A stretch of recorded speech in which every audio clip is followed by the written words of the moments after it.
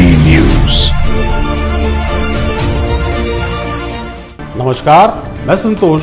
आपका स्वागत है लोकतंत्र प्रहरी के 8 PM न्यूज में, जहां हम देखेंगे दुर्ग जिले समेत प्रदेश एवं देश विदेश की कुछ प्रमुख खबरें। तो आइए शुरू करते हैं पहले दुर्ग जिले की खबरों से। गर्मी की छुट्टियों के बाद स्कूल के दरवाजे फिर से बच्चों के स्वागत के लिए खुल गए। नए शिक्षा सत्र 2026-27 की शुरुआत के साथ बच्चों में उत्साह उमंग साफ दिखाई दी। पाटन ब्लॉक के 181 प्राथमिक शालाओं, 98 मिडिल स्कूलों, 19 हाई स्कूलों और 38 हायर सेकेंडरी स्कूलों में नियमित पढ़ाई शुरू हो गई। छात्र छात्राएं नए बैग और मुस्कान के साथ स्कूल पहुंचे। कई स्कूलों में पहले ही दिन विद्यार्थियों को पाठ्य पुस्तकों का वितरण किया गया, जिसमें पढ़ाई की शुरुआत आसान हो सके। वहीं आने वाले दिनों में गणवेश वितरण की प्रक्रिया भी तेज की जाएगी। खंड शिक्षा अधिकारी ने विभिन्न स्कूलों का निरीक्षण कर शिक्षकों की उपस्थिति, विद्यार्थियों की संख्या और मूलभूत सुविधाओं का जायजा लिया। निरीक्षण के दौरान कुछ स्कूलों में साफ सफाई की व्यवस्था संतोषजनक नहीं मिली, जिस पर सुधार के निर्देश भी दिए गए। नए सत्र के साथ बच्चों ने अपने सपनों को साकार करने की दिशा में पहला कदम बढ़ा दिया है। विकसित भारत के सपने को साकार करने की दिशा में दुर्ग संभाग में 2 दिवसीय प्रशिक्षण कार्यक्रम आयोजित किया गया।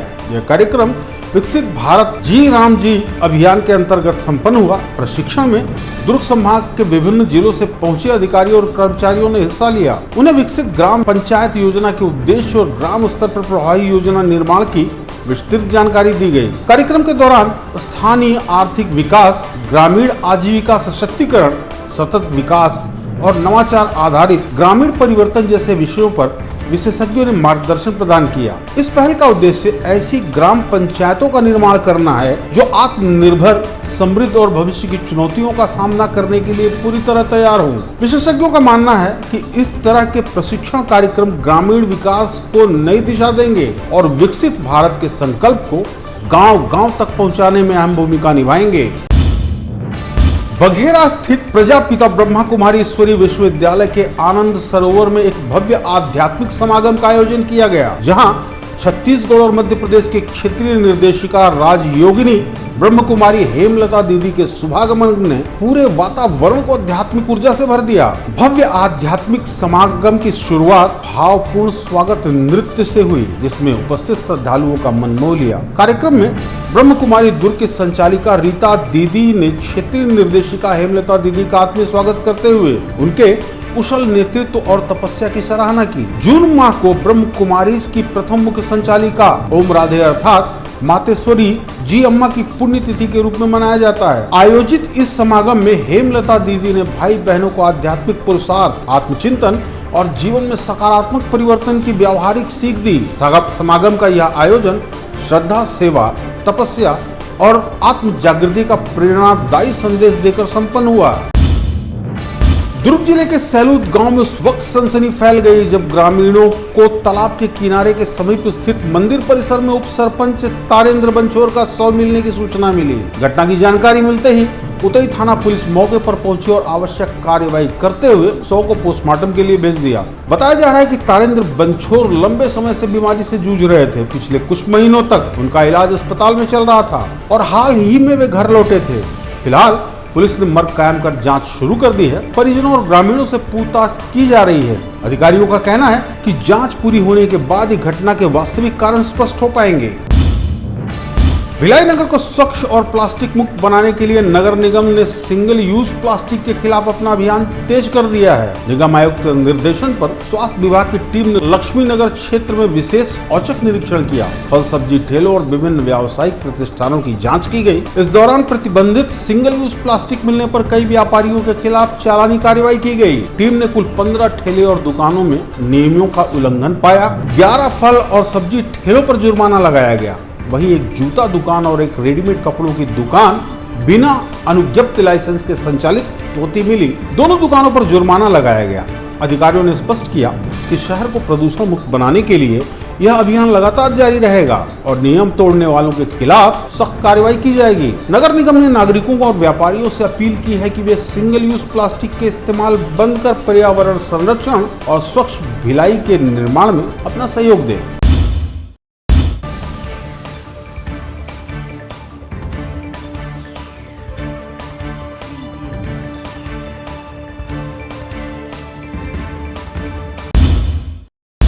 अब नजर डालते हैं प्रदेश की खबरों पर। छत्तीसगढ़ के सभी शासकीय और अशासकीय स्कूलों में आज से नए शैक्षणिक सत्र की शुरुआत हो गई है। ग्रीष्मकालीन अवकाश समाप्त होने के बाद प्रदेश भर के स्कूलों में एक बार फिर रौनक लौट आई।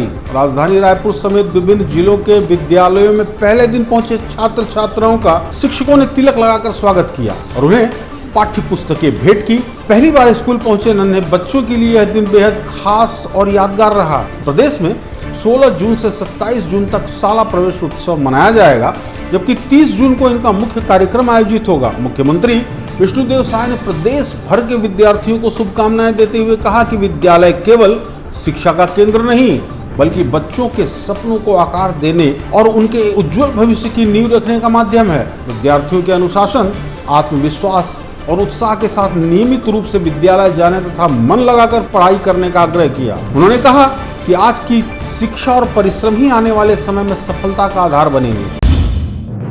छत्तीसगढ़ में बिजली उपभोक्ताओं को अब महंगी बिजली का झटका लगने वाला है। बिजली नियामक आयोग ने बिजली दरों में 6.23% की बढ़ोतरी को मंजूरी दे दी है। घरेलू उपभोक्ताओं के लिए प्रति यूनिट बिजली शुल्क में 30 पैसे से लेकर 50 पैसे तक की वृद्धि की गई। ऐसे में गर्मी और बारिश के मौसम में बढ़ती खपत के बीच अब परिवारों का बिजली बजट भी बढ़ सकता है। वहीं व्यावसायिक और गैर घरेलू कनेक्शनों पर भी 20 से 40 पैसे प्रति यूनिट तक की बढ़ोतरी की गई है। दुकानों, छोटे उद्योगों, कार्यालयों, होटल और रेस्तरां की संचालन लागत बढ़ाने की आशंका जताई जा रही है। कृषि पंपों के लिए भी बिजली दरों में 40 पैसे प्रति यूनिट तक वृद्धि की हुई है। बिजली आधारित सिंचाई पर निर्भर किसानों की खेती की लागत बढ़ सकती है। महंगाई के इस दौर में बिजली दरों में यह बढ़ोतरी आम जनता पर अतिरिक्त आर्थिक बोझ साबित होगी।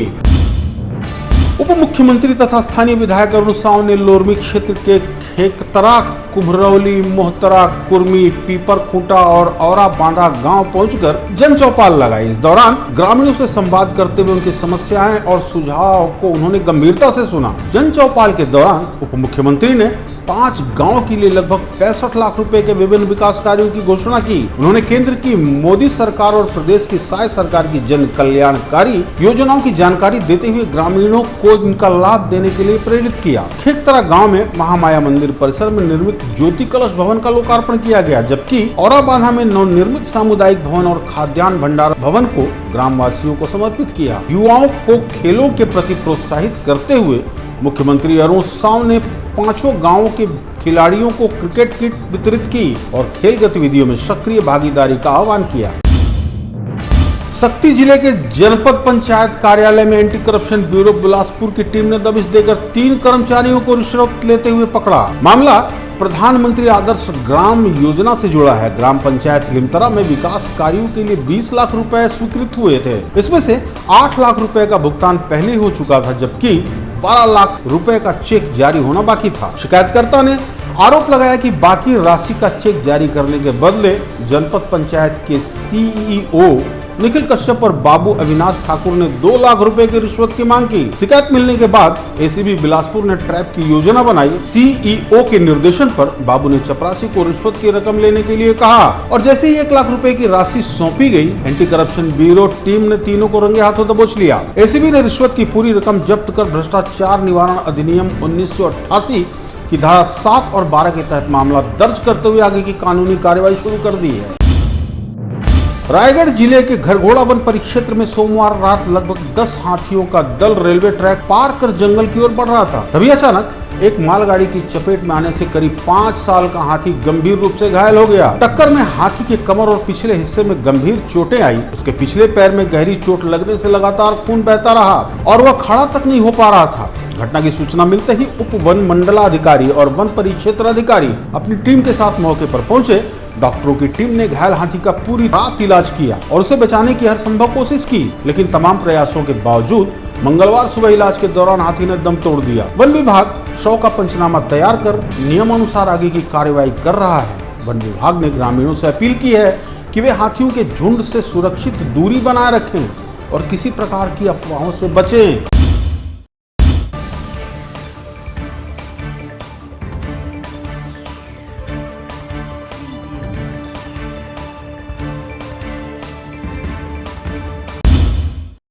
अब नजर डालते हैं देश विदेश की खबरों पर।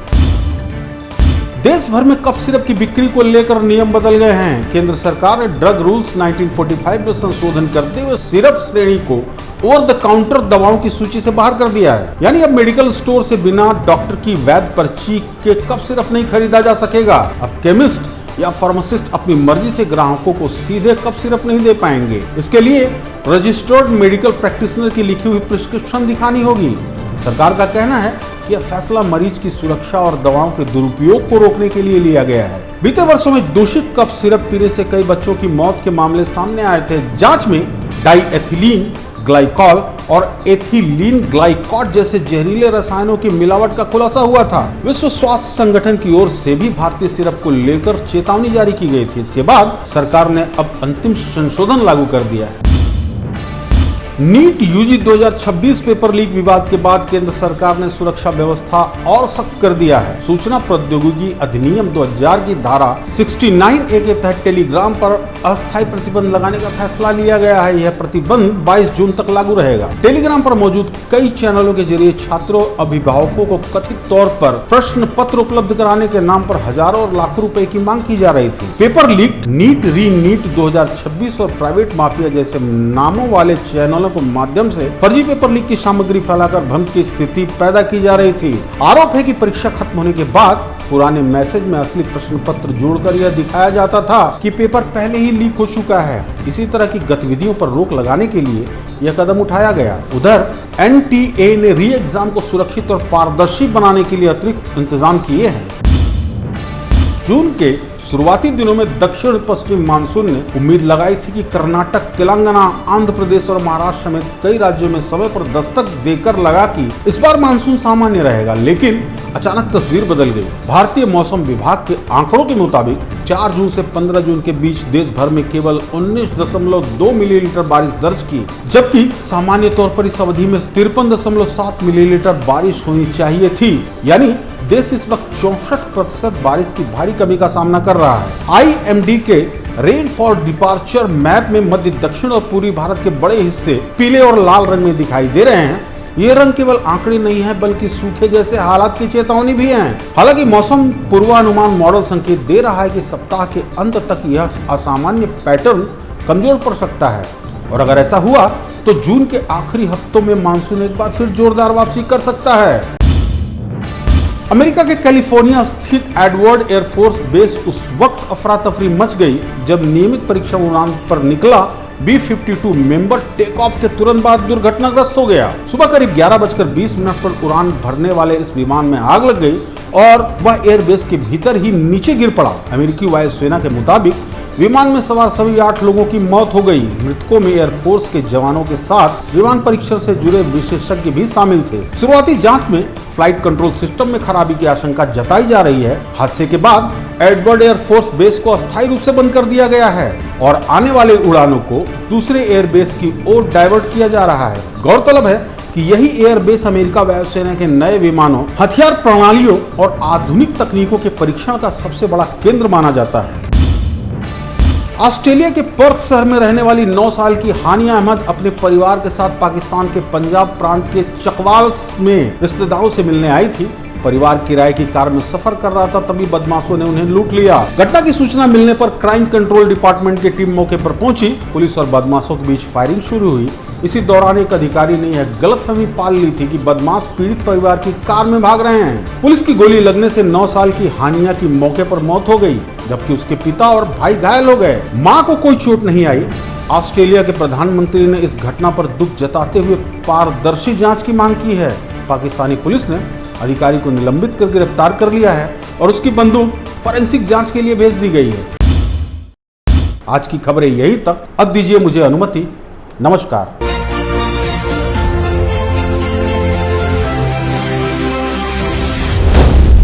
LP News. This program is sponsored by SR Hospital and Research Center.